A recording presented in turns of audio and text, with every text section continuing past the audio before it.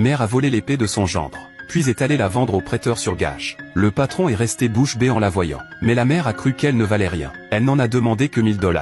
Après avoir pris l'épée, le patron s'est rapidement rendu chez son maître. Le maître l'a reconnue instantanément. C'était l'épée du roi du Nord. Il a demandé au jeune homme d'où elle venait. Le jeune homme a répondu. Le maître lui a dit d'annoncer à tous que l'épée Menke Tinlon était réapparue. Dès que la nouvelle s'est répandue, elle a attiré l'attention des plus grandes familles.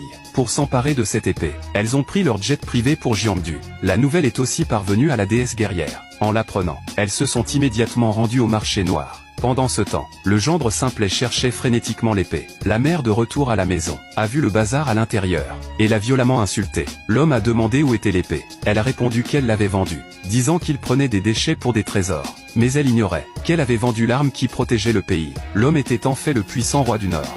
Des années à garder la frontière seul, terrifiant les envahisseurs. Avec une épée il avait tué 1000 ennemis. On le surnommait le dieu de la guerre. Mais un jour après une embuscade, depuis ce jour, il avait perdu sa force et sa mémoire. Pour bien se soigner, ses subordonnés l'ont placé chez sa femme.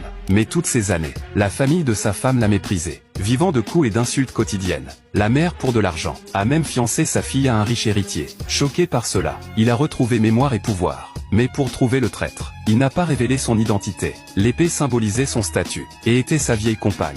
Il a failli tuer la mère, mais pensant à sa femme, il s'est retenu. Il a ignoré la mère, est sorti seul, et a appelé son subordonné, qui s'apprêtait justement à l'appeler, disant avoir appris que son épée était aux enchères au marché noir. Il avait envoyé quelqu'un le chercher. Quand la voiture est arrivée, ils sont partis pour la vente. Toutes les personnalités étaient là, pour l'épée et les pièces d'échecs. Notre identité doit rester secrète. Vous allez enchérir pour nous. Ne vous inquiétez pas, dieu de la guerre QI, je m'en charge.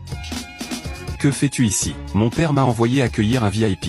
Dieu de la guerre QI, c'est urgent. Les enchères vont commencer. Entrons. Ne craignez rien, prince. Nous aurons l'épée et les échecs.